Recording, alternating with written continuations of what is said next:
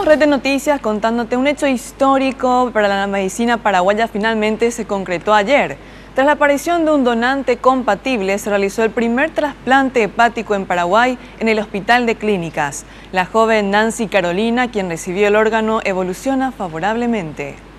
Nancy Carolina Zaragoza, de 25 años, es la primera paraguaya que se sometió a un trasplante de hígado en el país. Su estado de salud se iba deteriorando rápidamente desde el 2010 debido a la cirrosis autoinmune que le habían diagnosticado. Pero ayer recobró la esperanza de seguir viviendo tras la aparición de una donante compatible de 16 años que tuvo un aneurisma.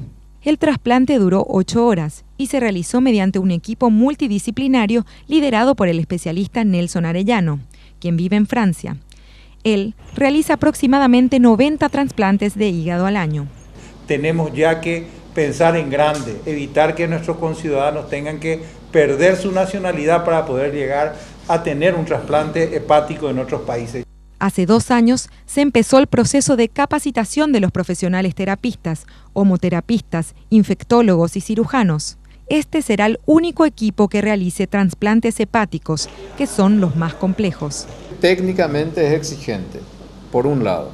Necesita personas experimentadas que estén haciendo eso prácticamente en forma rutinaria, que no, evidentemente nosotros no tenemos, por más que tenemos formación en el extranjero.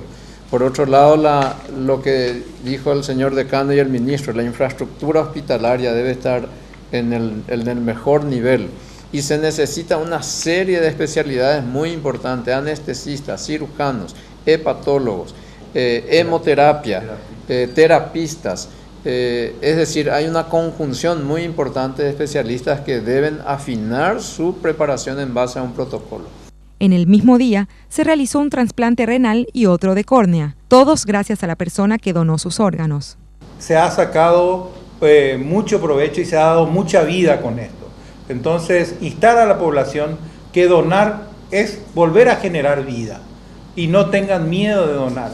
Tenemos que inscribirnos para ser donantes voluntarios, ¿verdad? Y dar ese ejemplo.